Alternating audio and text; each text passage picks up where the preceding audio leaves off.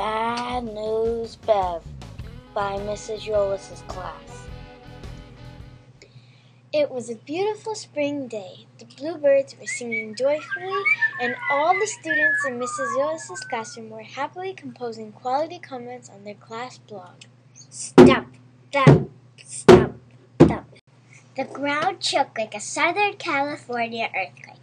Without warning, the door swung open, and there stood the biggest, baddest bear in the entire United States, the outlaw, Bad News Bev. Dun, dun, dun! The students' heads spun around toward the door like a Texas tornado. Towering over the pupils stood a colossal creature. This mischievous monster crashed through the doorway and growled like a howler monkey in the Brazilian rainforest. Ah! Screamed Mrs. Yolis as she covered her eyes. Everyone stared at the malicious mammal, too scared to speak. I'm Beverly, bellowed the bear as she stomped into the room. I've been hibernating for 6 months and now I'm ready for some learning. Well, we have a class blog. Perhaps you'd like to leave a comment. Veronica suggested politely.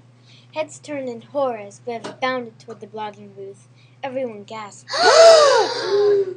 Veronica, what were you thinking? Whispered Miriam in a petrified way. Bears can't blog. But before Veronica could say anything else, Bev plopped down and began to bang out a comment. She ferociously typed using her padded paws, giving no thought at all to the quality of what she was contributing. Click, click, clack, clack, clack, clack. Good grief, Shouted Ross. her comment has no content.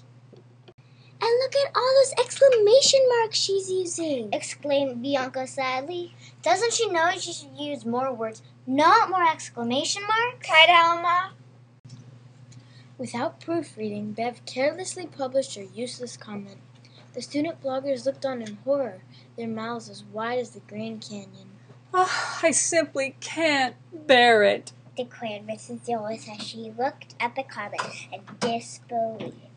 Hey, I'm hungry. These computers look delicious, Exclaimed Bad Bev as she seized and devoured the luscious laptop. Mrs. Yolis' students tried to continue their extraordinary education, but it was very distracting having a big, bad, boisterous brown bear bothering the Pussy Bunch. Like Catnap, Bev moved on to the class drum. Students plugged their ears as Bev badly bongoed. Boom! Boom! Bam! From deep within the solar system, Super Panda zoomed into the classroom. Beverly, stop your madness.